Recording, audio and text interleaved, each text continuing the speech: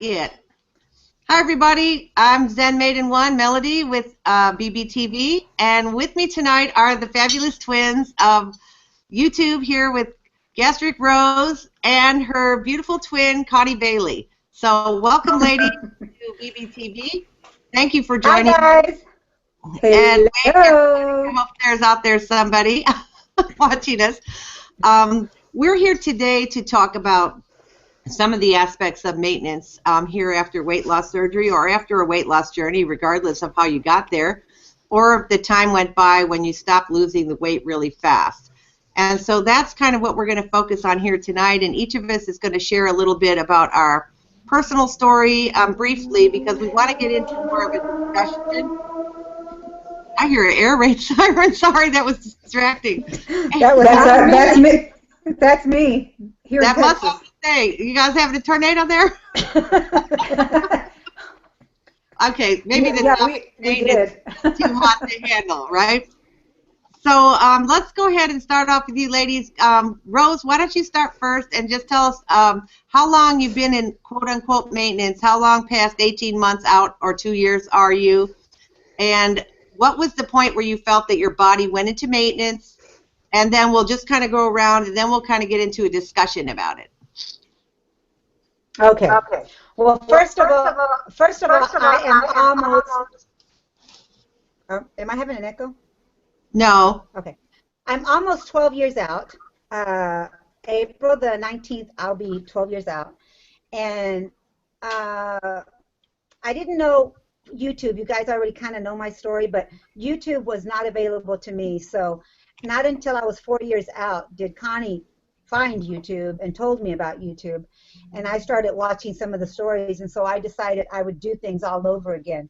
So I started my journey 4 years after my gastric bypass again, because I didn't know that how to eat.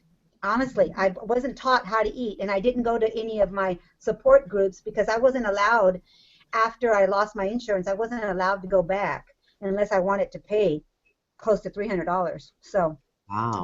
that was out of the question. So anyway, to make a long story short, I think my maintenance was, it kind of was right after I lost about the 300-pound mark, because I fought every year. I fought to lose the weight, right? Even without gastric bypass, I count my beginning at 487 pounds. And so every year I would lose 100 pounds, 100 pounds, 100 pounds.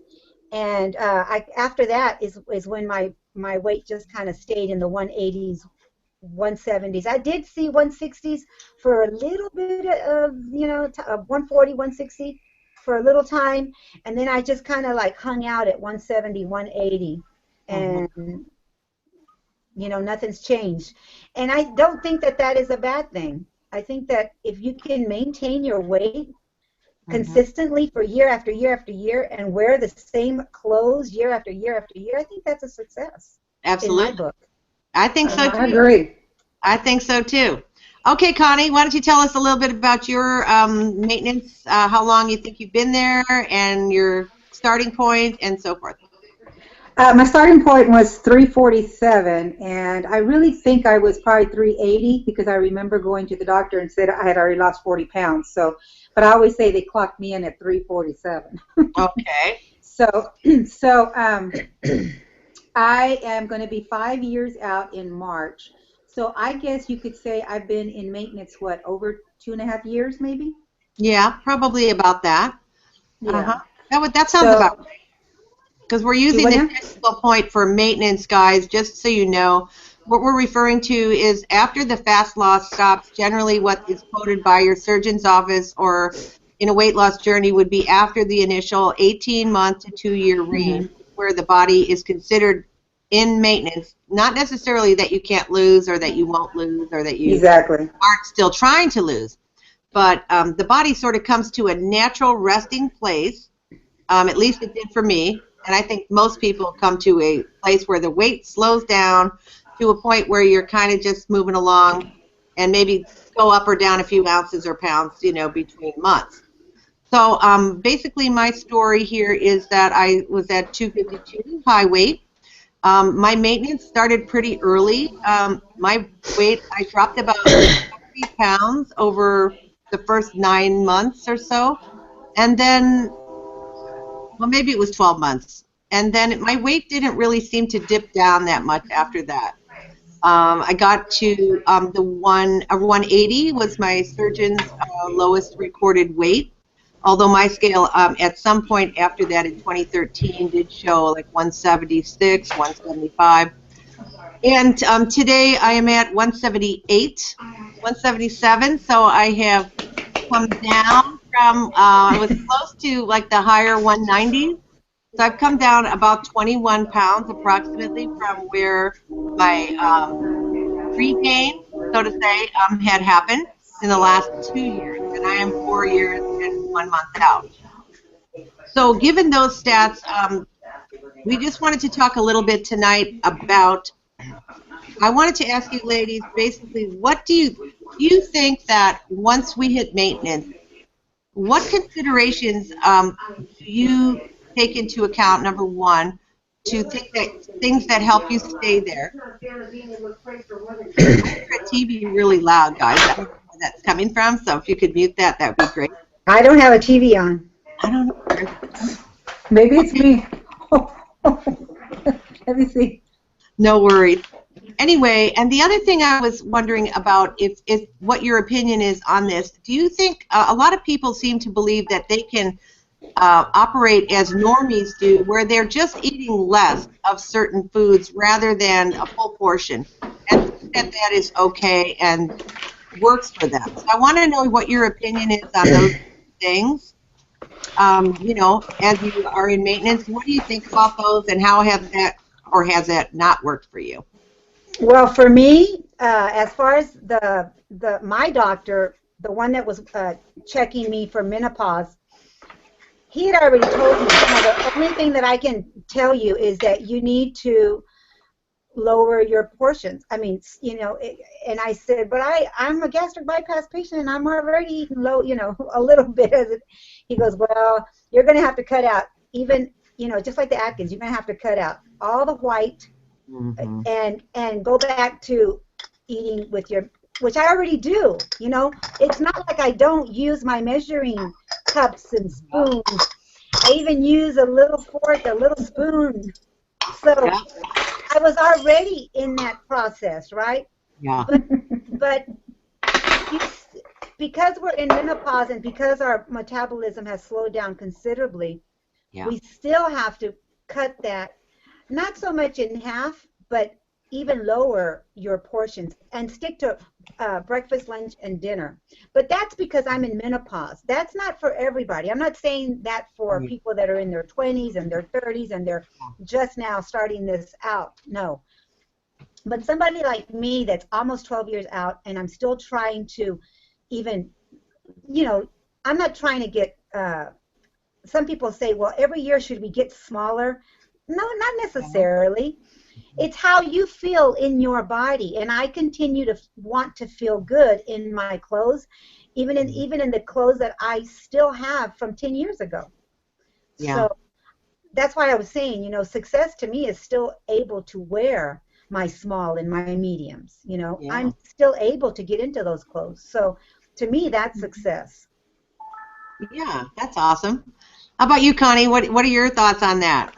Well, I agree with her, but I also, my success was to be able to be mobile, to be able to walk down the street without being afraid that I would fall or that I had to always hold on to somebody. Of course, till this day, I never walk by myself. Either my husband's walking with me, a friend is walking with me, or when my sister's here, she's walking with me.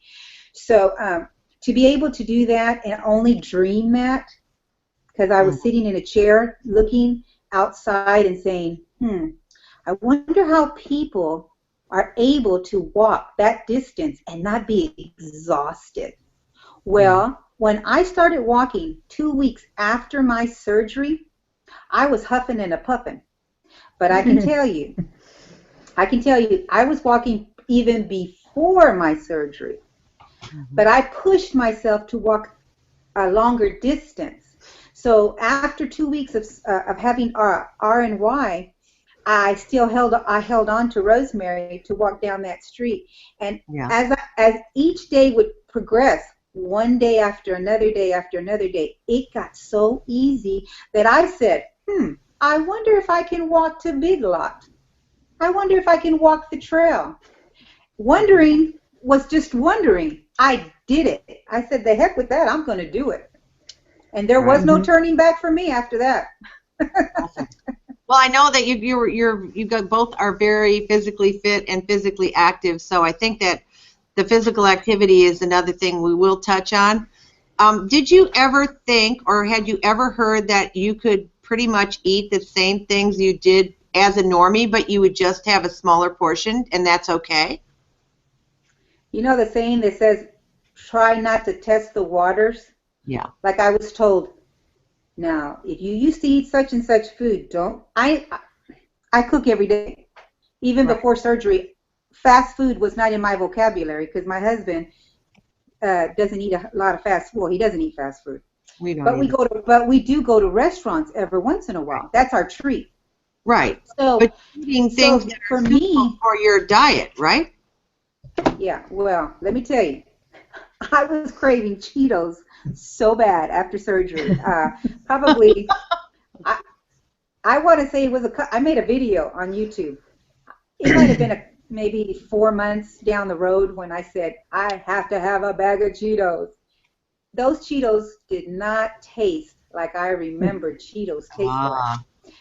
Because my taste buds changed. Did your taste buds change? Mine did, yeah. Mine did too.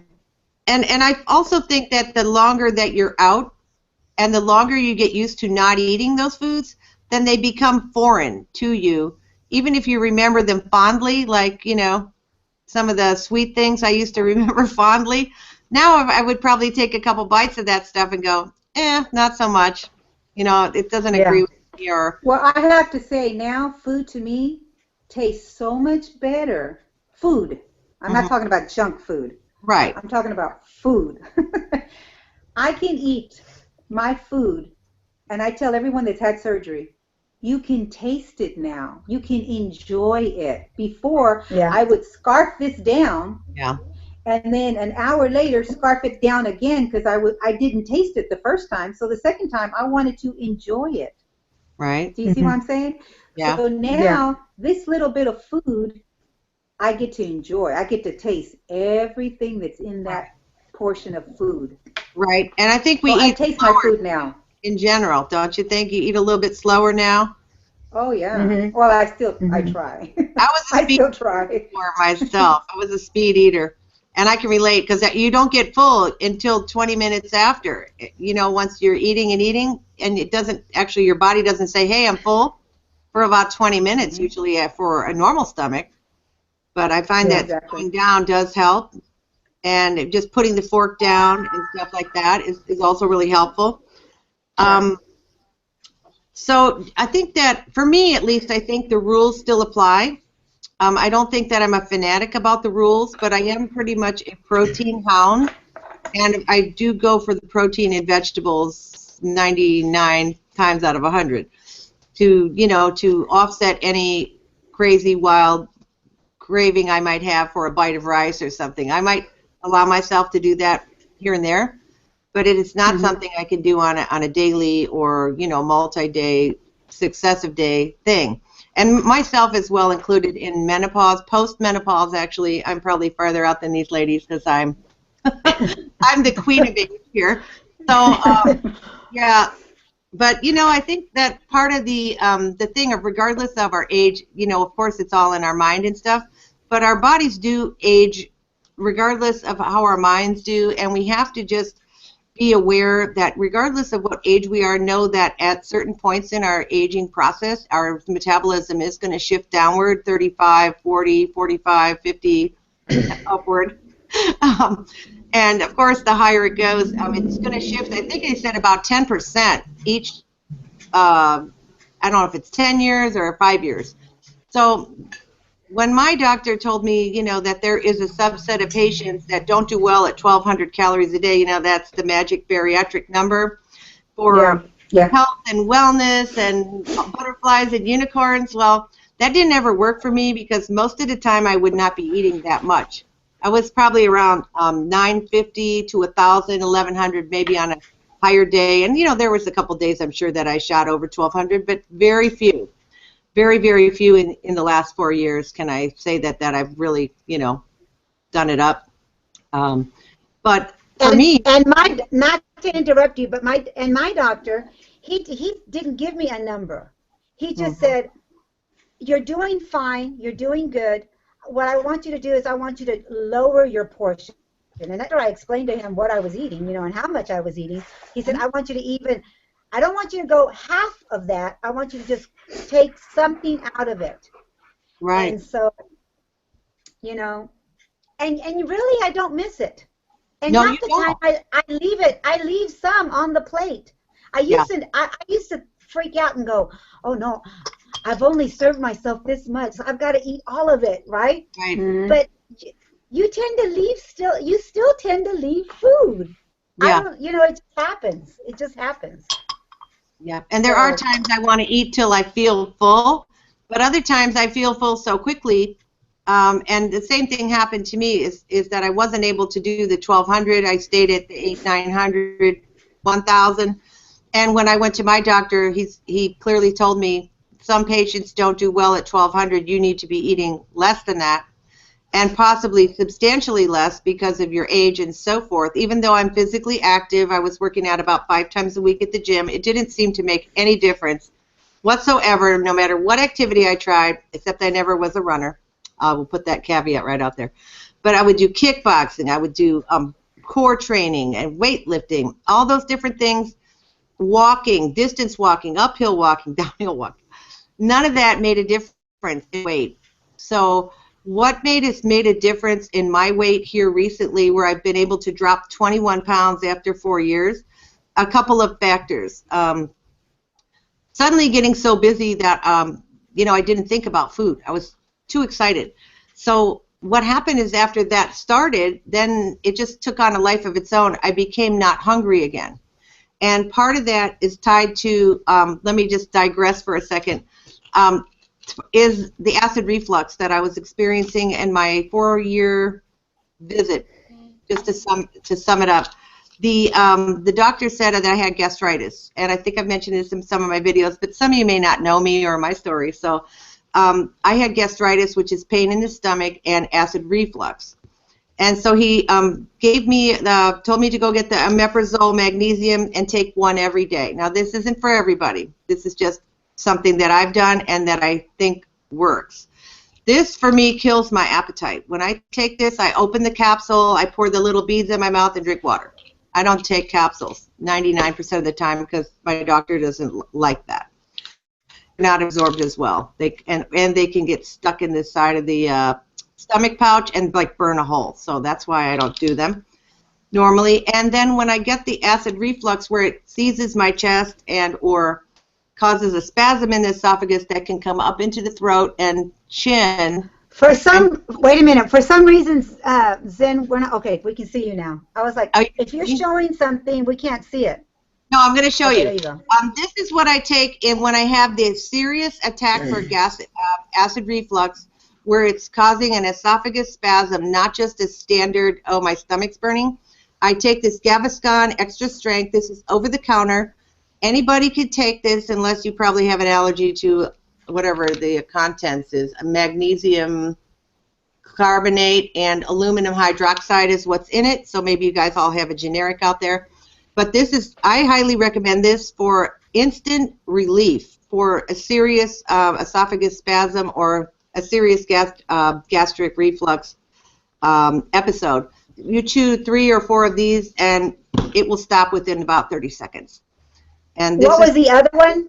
The other one is something that you just take daily. It is an acid blocker. It's an omeprazole, magnesium, and there are other brand names like, I can't think of them right now, but they're the ones they advertise on TV. All the purple pill, Nexium, all those are kind of like the same thing. This one has magnesium in it, and this is just a generic. And it's just one of these little capsules a day, and it has like a magnesium pill inside and these little beads. And I'm not saying it's a cure-all. I'm not no doctor or anything, a guru, nothing like that. But I'm just saying it works for me. It works for my mom. And I just thought I'd share it because I've shared it with some other people. And if you do have gastric reflux, of course you should probably talk to your doctor first. But this, in the meantime, will help you get by. And great info. Great info. And it also keeps me from being hungry on the daily basis. So anyway. Well, that's. I wanted to share that, guys, and I'm sorry I talked too much, but I thought it was. No, you don't. Is there anybody watching? Are you checking the? Yeah, I'm able to see there's 5 people. So hi to everyone watching. We're sorry we aren't like gurus of the Hangout and can't see any comments or questions. You can message us on Facebook, myself, Melody, or Rosemary or Connie. If you could message us on Messenger if you have any questions that you'd like for us to address. Please feel free to submit them via Messenger, and we will take your questions. Okay. I wanted to share something real quick, Melody. Yeah. You had asked me, and so I picked up a quote that I look at often, and it's the word success, and the S part, I see your goal. You know, a lot of times we never see the goal. We look at ourselves at 487 pounds, but I used to envision myself at this weight. Okay. And a lot of people would, you know, you need to envision yourself at the smaller you that you want to be. Right. You understand the obstacles. Understand that there's going to be smaller portions. You like it or not. You know, understand that sometimes we have to just, you know, do the smaller thing. Mm-hmm. Create a positive mental picture, and that could be, you know, being more positive with yourself. Right. Clear your mind of self-doubt. So many times that is the killer of all. Yes. You know, we don't learn to take that step because we're already doubting ourselves before we take the step, right? Yeah. Embrace the challenge. Embrace the fact that, you know, there's things that I am not going to be able to do, but there's a lot of things that I can do. With my knee, I've learned that if I can't actually get on the floor to do some of the exercises that I only wished I could do, I can do them from the bed. Mm-hmm. So there's things that I have to embrace the challenge. Stay on track. Be consistent. Be constantly being, you know, do the same things over and over and over and be consistent. Mm-hmm. And show the world that you did it. That you did it. You know, so many people doubt us. So many people still look at me and say, has she gained weight yet? You know, they'll tell my daughters, has she gained weight yet? They'll even tell Connie, has she gained weight yet? Oh, wow. That's funny. After 12 years, they're still asking that. I'd be looking at them saying, has he gained weight yet? Just saying, right? But, you know, success comes in that way. You have to really believe in yourself. You have to really be consistent. And you have to honestly remember that why you started this whole process. Why did you start it? Was it really because you wanted to be the model perfect person that you see in everybody, or was it because you really wanted health? You really wanted to be able to walk without breathing heavy. You wanted to put your children on your lap. You wanted to do the things that you only dreamed of. Yeah. You know, what were the reasons? What was the very first reason that I wanted gastric bypass? When the doctor told me that I would be able to not have to take any more diabetic medicine.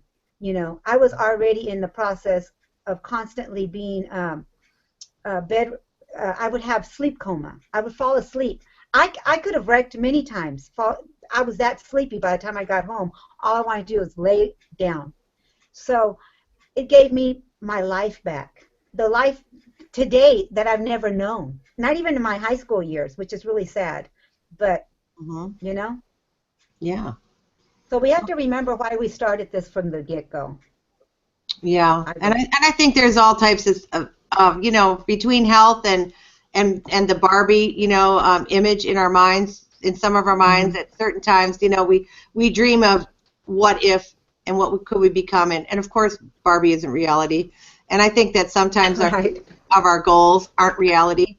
but then we realize that we're just going to be ourselves in a smaller version, right? And it's not going to all be all tightened up and all pretty without lots of work for a lot of us. Yeah, I just wanted to look like my sister. Aw. You guys have and come. you do. You guys look awesome together. Really, really done so amazing. You know that. This was us. This was us. Oh wow! See, look at that. So now we're together. We wear the same outfits. We wear the same size. We're at about the same weight. It's incredible. That is so awesome. And what a crazy dream of mine is that my kids want to wear my clothes, and I only owned 3 to 4 dresses, and my closet was behind the door. Wow. I didn't have clothes, and now I have a closet full of clothes. Yeah, and we have fun. We have fun picking those clothes up too, don't we? That's one of the. They're my little treasures. Going to that thrift and finding my little treasure. I love all that. Makes me happy. Makes me happy too. It's lots of fun. And it's funny because I have these skinny little kids that are, you know, my daughters, they're adults, but they're skinny. And so they'll be like borrowing stuff from me, not pants, but they can borrow some of the sweaters and stuff we can interchange, you know, because I can wear a medium, some small, mostly medium. And that will be, they like a bigger look sometimes, so they'll, you know, it won't matter what size it is as long as it's within a range. So that's always kind of fun because I have to go like looking for my clothes in my daughter's closet. It's kind of, I thought never thought that would happen. What I do, and my kids know this, is that I have a basket in my closet.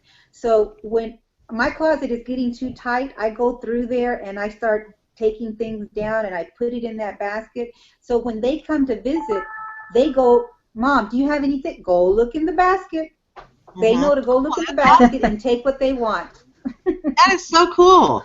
I do this. I don't put it in a basket. I just throw it in a bag and take it to the Goodwill when I see that I have stuff I haven't worn in a while, and you know, or I just don't like the way it fits, or I'm tired of it. I do the same thing. I'll just take it to the Goodwill and then go buy more. Yeah. Like we have to make room. Yeah. We have to make room to go get more. Working at Victoria's Secret, and the other one works at Nordstrom, so we've got a shopping family here. So, but I still love my thrift. Just saying, you can never beat those deals. Right. And have such a great time. So, what do you guys think are some of the biggest pitfalls for maintenance that you can share with people here who might be not in maintenance yet, other than the fact that menopause kills weight loss to a great extent? You know what? I don't think menopause is really talked about enough, because I remember being told it's all an excuse. Oh, you're just using menopause as an excuse, and I used to hear that, and I didn't want to talk about it. I didn't want to say I was in menopause because I didn't want to use it as an excuse. Right. But it's not an excuse. But you can work through it, and I don't hear that enough. I don't hear.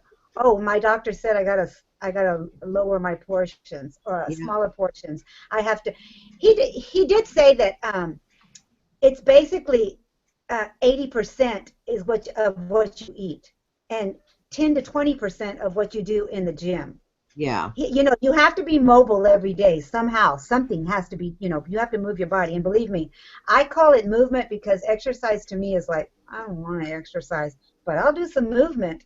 And that could be a lot of things to me. Yeah. So, well, anyway, we just found out that menopause will also cause parts of your body to grow. It has nothing to do with what you put in your mouth. Okay. So, Rosemary, you which need parts to are growing? That. Which parts are growing? My boobies. My boobies. Oh, really? See, I didn't have that happen. I mean, I don't think so. There's certain hormones in your body that'll make that your boobs and your hips larger. Oh well, the hips and stomach I know about. Yeah. That's funny. I mean, I know that menopause interrupts your sleep. I know that it can cause your head to be very foggy. There are a lot of things that are negative about menopause, other than what people typically know of as hot flash and things like that. There are a lot of other symptoms that are way more disruptive, and they're very insidious, and they're a slow onset over time, so that you may not even realize that your head is foggy, and you're like, why do I have to drink so much coffee every morning to wake up? Or how come I keep waking up during the night?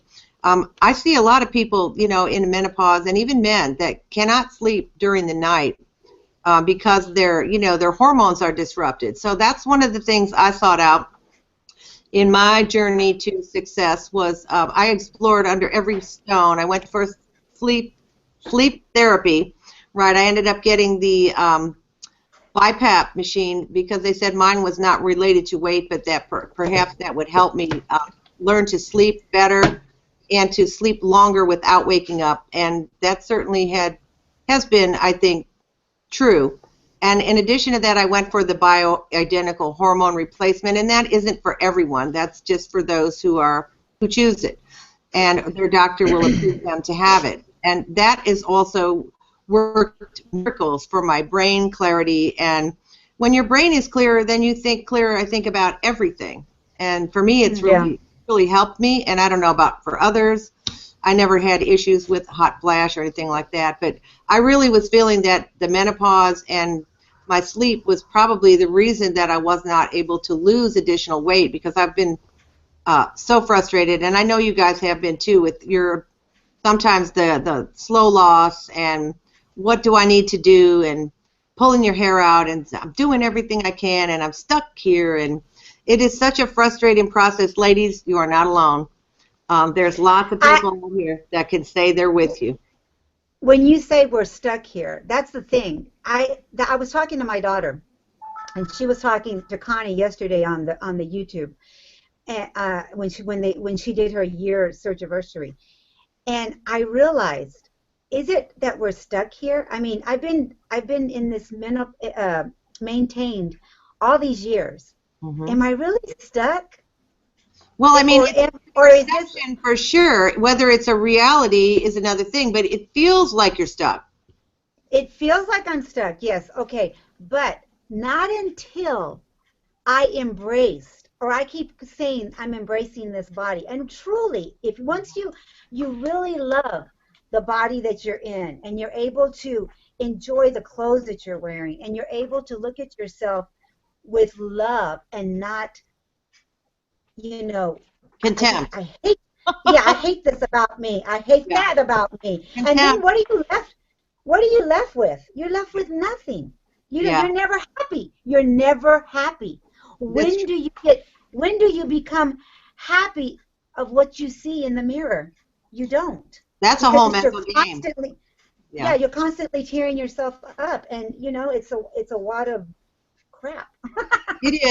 It is, and you know, I think there's a lot to be said for the image thing, and where you are, in whether you're married or you're single, and you know how much emphasis you put on what you look like versus your functionality. I mean, for me, I don't know why I've always been like focused on what I look like and my perception of other people. Oh, I look fat. Oh, I look fat. Oh, you know what I mean? And that's just, you're already thinking that they're thinking, I'm still fat. Like she had weight loss surgery, and she's still fat. You know? Yeah. The first thing I think of is I look at people's eyes, and I look at them, and I think they're looking at my hips, and they're not looking at my hips. They're looking at me. But the first thing I think of is they're looking at my hips. I got to push my hips in somehow. I got to make them smaller. Yeah, you know? In that tummy or whatever it is that you're feeling insecure about, for sure. Mm-hmm, mm-hmm. And I don't know. My husband says it's all in your head. I go, yeah, it is. It really is. It is in our heads, but you know, it's there for a reason. And until we actually flush out what the reason is, do we feel unlovable? Do we feel that, you know, it's just being imperfect is unacceptable? You know. And of course, everyone's imperfect, no matter who you meet. Even if you're dating, none of the people you meet are perfect either. You know, so of course. Right. But it's kind of like, okay, well, will I be good enough? You know, the old "Am I good enough?" question, I think sometimes stays in our heads whether we have weight loss surgery or not. And you know, self-esteem and/or self-acceptance issues, I think, come into play and maybe a lot more than in the first 18 months, because in the first 18 months you're in that whirlwind. Oh, it's so much fun, it's so much fun, it's dropping off, it's this, it's that. And then the reality sets in, wow, I'm not really moving very far, and what do I do now? And I'm not where I want to be, and you know, the dissatisfaction sets in, at least for some of us. Yeah. Other people who race to goal and they're looking amazing and it happens for them just like that. That's awesome. But for a lot of people, it does not happen that way. And, Right. Mm-hmm. and I think that we kind of each have to either decide that we're going to be okay with it, or we're going to do something else to try to change it up to see if we can somehow make a difference some way, you know. And that's what I did, is I just kept pushing to try to make a difference. And I have had negative comments made to me on my channel. You know, why are you unsatisfied with your weight? Or what is it about, you know, yourself that you dislike yourself? You know, and it's those kind of comments. Yeah. Or thumbs down when I say I'm not happy at 175 pounds, you know. They're not in my body. So Yeah. they can't relate to my mindset, obviously. And I don't think Yeah, that, well, you know, go ahead. that's why I say, you know, when are we going to be happy with what we see? Because it's a constant battle. Mm-hmm. You know, the mind plays the most important part of our weight loss. The mind does. We have to really, really focus where we're going. Once we get there, are we going to be happy that we're there? Because we all have, like you said, we all have set points. I've come to the conclusion where I know this is part of who I am. This is where my body's happy right now. But who knows? In 5 more years or 2 more years, if it's going to change. If it gets bigger, well, I fight for that. I fight so that I don't get bigger, right? If I can maintain and you know, move 5, you know, or 10 pounds down, that's a good thing. But if I keep going up, it scares me, right? So that's what I fight with. I fight with the up of the scale, not the I want to be skinnier. I Right. just want to be able to fit in my clothes, feel comfortable in my clothes, and look at myself and say, you're still a success. Today, you can still call yourself a success, Rosemary. You know, That's and true. not fight with so much, you know, I'm not smaller this year. You know, I'm a failure because I'm not smaller this year. But I Right. maintain this year. Yeah. So That's as true. long as I maintain this year, I reached my goal. My goal was not to get any bigger. Right. So I did. That is a success. I agree with that. Connie, what are your thoughts on regain? Let's just touch on Right. regain a little bit in maintenance, because I hear so many people in their videos talking My about husband's going by. regain. My blue Hi. eyes. It's okay, don't worry. Yeah, he doesn't want to show his robe. He's in his robe. Oh, well. Well, That's all right. I always, well, discussing this just even yesterday with Rosemary's daughter, is I freak out when I get close to 200. It's like I feel like I'm going backwards. It's like I didn't do all this work to get up to 200 pounds. So, you know, and then I have to think, well, what do you got to do? You know, but our body shifts every single day. That freaking weigher it drives me crazy. Yeah. The It will scale. fluctuate. Yeah, well, the scale, whatever, I call it the weigher. In one day, it will do 2-3 pounds up, and then 3 pounds down. But what is that about? I'm like obsessed with that scale. Yeah. I don't think And I'm my obsessed husband. anymore. Well, I'm almost 5 years out, and I'm still obsessed with it. Yeah, I'll tell you what I really freaks me out is when I see 2 pounds up and the next day 2 pounds up and the next day 2 pounds or 1 pound, whatever it is, and it's just going up, up, up, and sometimes there is no explanation for that up, up, up, and that's when I realize, okay, Exactly. more That's what I'm protein trying to shakes. say. My doctor always tell me, more protein shakes, drink more protein shakes, add 2 more protein shakes, and eat less. And it always seems, for me at least, it always seemed to like stop it at a certain point. As long as I didn't continue eating you know, the same as I was, and I drop it back some or remove some dairy or whatever, I just keep playing with it until I start seeing that number go back down. Even if it's not going down much, as long as it's going down what it went up, then I was like able to calm my heart. But when you get on that scale and it's up 1 or up 2, and it starts doing that daily thing, like I think in menopause it does that more. I could be wrong, but it just it does. the living daylights out of me when it would do that, and I'd be like, just going, what the heck is going on here? That's what I'm talking about. Yeah, it is. You answered the question. So that's a funny thing that she says do protein shakes, because my doctor said don't do protein shakes. Yeah, my doctor is a huge advocate of protein shakes even in maintenance.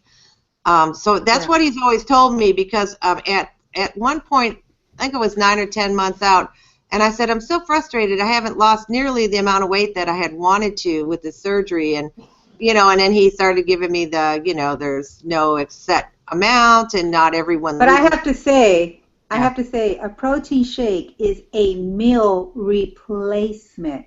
It is not a protein shake and turn around and have a soup. Or it's not a protein shake and turn around and have a sandwich. Yeah. It's a meal replacement. And I think people forget that that's what it is. Yeah, you're right. But I think with the Gene Pro, though, where you can put it in your coffee and stuff, I personally don't consider that a meal replacement, because it's only 100 calories. And for me, 100 calories is not a meal. It's a way for me to get 30 grams of protein in right quick. Like if I am not going to have anything because I'm in a run in the morning, or I'm training customers, I'm working, I just slap that stuff right in my coffee and just... Yeah, but that's different because you're doing activities. Yeah. When I say protein shake, I mean protein shake, it's going to be a meal replacement. Right. You're getting your protein, but it's going to be milk and all that, If you're planning to lose. You know what I'm saying?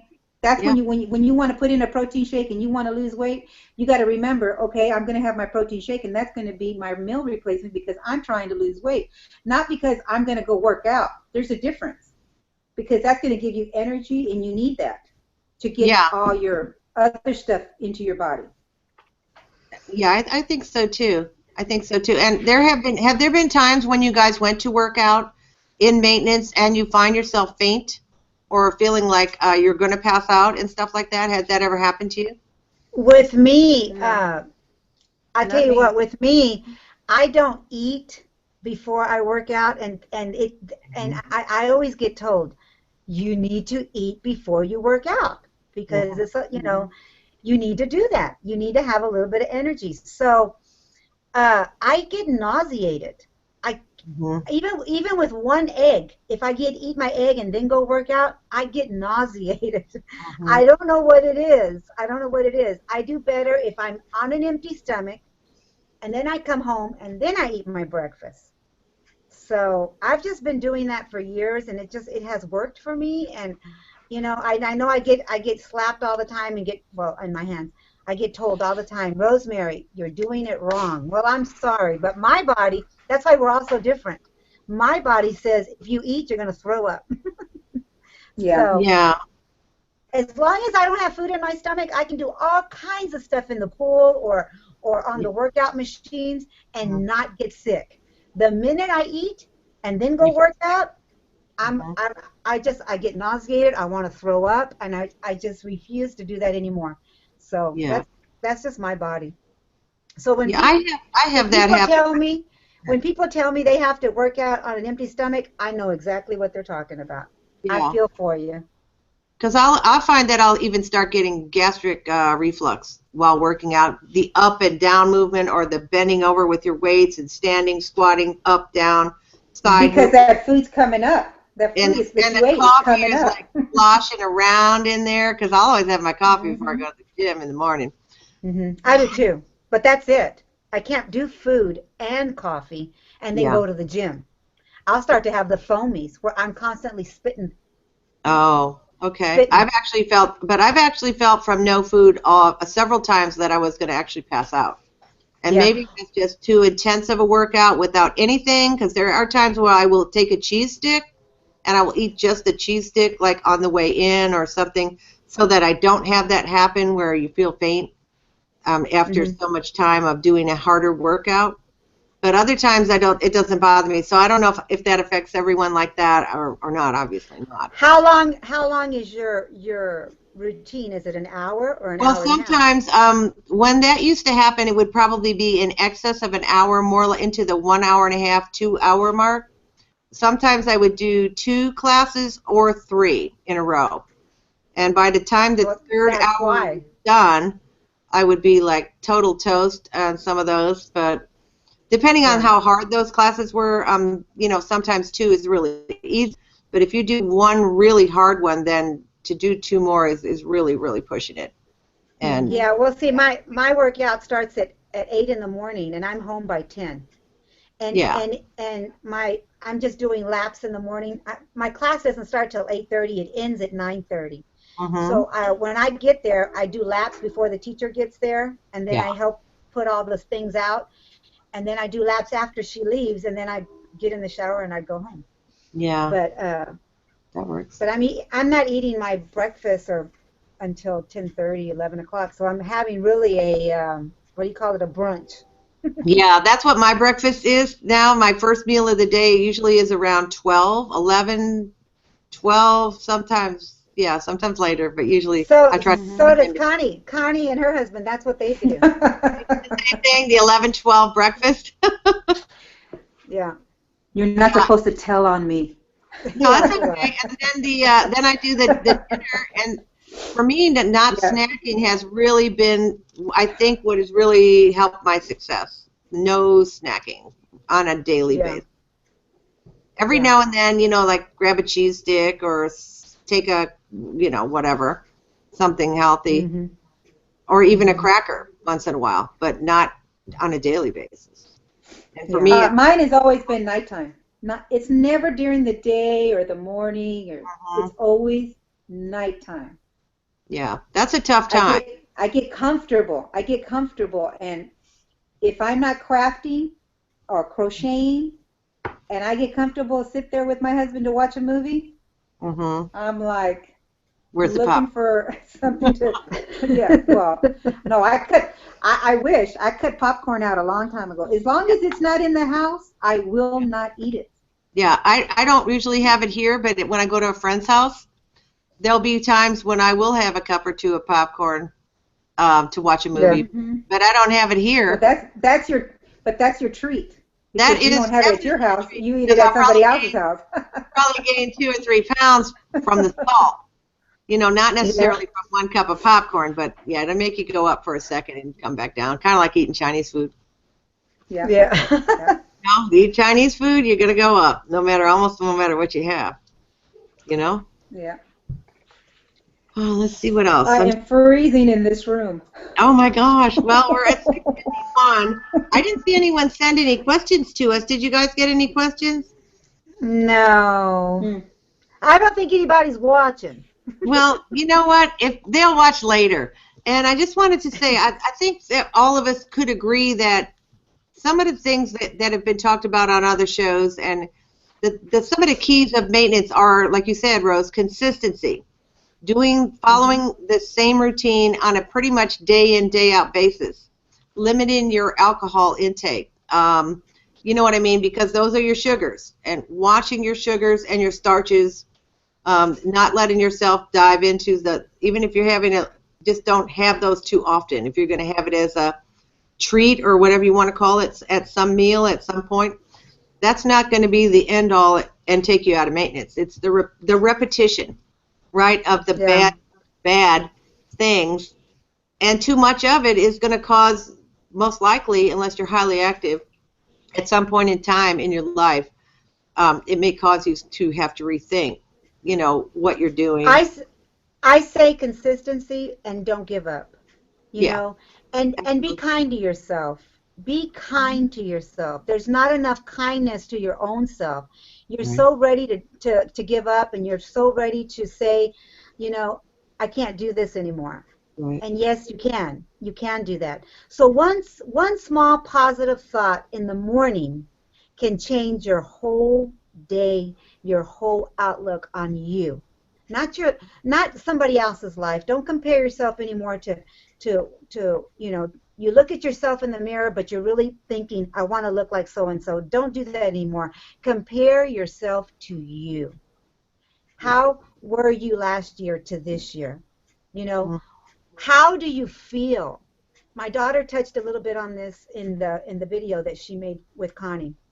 I don't talk a lot about my daughter because my daughter kind of wants to keep it private. I put up the video today and got in trouble because it was on Facebook. But I wanna say this before we cut out. How happy are you with your success? Not my success. I can be thrilled for my sister, but if my sister's not thrilled for herself, what point have we made? What point has this weight loss surgery done for you? You know? So how do I feel today compared to what I felt 11 years ago is amazing. It changed me in a way that I could only call it freedom. So many times people say, you know, it's a non-scale victory. I can do this, I can do that. They're all freedoms for me because so many things I can do today I couldn't do even when I was a teenager. And so for me, the way I feel today is a dream. So what do you feel like after weight loss surgery? How do you feel? Not how do you look, not how do I compare, but who are you trying to impress if it's not you? If you can't look in the mirror and say some nice things to yourself, then this was not worth all of what you did. You sacrificed yourself. You put yourself under the knife for who? Yeah. You know? Right. And, you know, I'll get off my soapbox in a minute, but I do want to emphasize on that. After 11 years, I've learned that if I don't stop to pat myself on the back, if I don't stop to encourage me today, if I don't give myself a positive, you can do this today, Rosemary, then it wasn't worth it. And believe me, it was worth it. It was worth it. I applaud my efforts. I applaud myself now. I didn't before. And it's time that we all applaud ourselves. Right. We did this for the reasons, for whatever reasons you did it. But the main reason was, you know, you wanted to get on the right path to a good body, a good health. And if you're there, give yourself an applause. And, you know, it's kind of sad, though, if you think that you're not happy after all that. When will you ever be happy? And that's a question that some people need to really ask themselves. You know, are you only going to be happy if the scale says a certain number? And you kind of have to rethink that as you go year after year after year, and you aren't seeing that happen for you. So it kind of. What is happiness? Happiness it starts here. Of course. It starts here. It starts with you. Stop tearing yourself down. Stop trying to be somebody else. Start being who you are. Who am I? I'm a short, dumpy Rosemary that has big hips. Oh well, what are you gonna do? I'm gonna. I would not describe you as short. I mean, short, yes, but dumpy, you're not dumpy. I'm gonna love me. I'm gonna love me. And that's what I want to talk about. You know, if we didn't talk about anything, that's what we need to talk about. When are we going to start loving who we see in the mirror? When are we going to start embracing that person? And really, was it worth it if you can't do that? I mean, if you've come all this way and you've lost enough to where you are regaining your health and you are feeling better and you're able to do more things, if that was your goal, at what point are you going to surrender to the status quo and or the similar, you know what I mean, where you're at now, the acceptance? At some point, acceptance has to come. And I think that I would just like to hope that more people would come to the acceptance point and the love Yeah. themselves as well. I think it's super important. Yeah. Yeah, most definitely. Okay, do we have any parting words, ladies, or parting pieces of advice that we haven't already shared with our viewers? I think I just said. Well, I know. Parting words? She just Okay. said it all. Connie, you have any parting thoughts for our viewers? Any pearls of wisdom? Rose? Connie? Oh, me. I'm talking to Rose. I'm talking to you. Enjoy your tool. Listen to it. Mm-hmm. That's what I'm going to say. Listen to your tool. Yeah. and don't wait until you reach your goal to be proud of yourself and how far you've come. Be proud of each step you take towards reaching that goal. Mm-hmm. Be proud of what you've done in the time that you've done it. Yeah. Even if it took me 3 years. Can I say that I'm not proud of that? I'm very proud of that. Right. I'm very proud of that. Yep. You know, some people it doesn't take a year. Some people it's not going to take 18 months. Some people it's going to be like me. It's going to take 3 to 4 years for your weight to get into your maintenance range. Yeah. I agree with you, and I think the community has been super supportive for the most part. Amongst the members of supporting people along their way in the journey, and I just like to see that continue and see more support thrown toward people who are really having issues, and the ability to reach out to somebody. Feel free to do that. It's not like you're going to tell them what to do or how to do it, because they have to master that themselves. But the kind of like extending the hand, hey, I'm here if you want to talk about it. I'm willing to share what I can have experienced with you, so that maybe you can change your mindset and maybe, move further along than being stuck, so to say, in a certain place. Right. Right. Well, I want to thank everybody, and thank you guys, you ladies, for joining us here today on BBTV. It's been You're very welcome. Both of you. And I want to say good night to the viewers and Happy New Year. I hope everyone has an amazing 2016. Oh, yes. Everyone celebrate whatever wonderful things that are going to be coming your way, and hopefully everyone will have good health and prosperity in 2016. So good night, everyone. Night.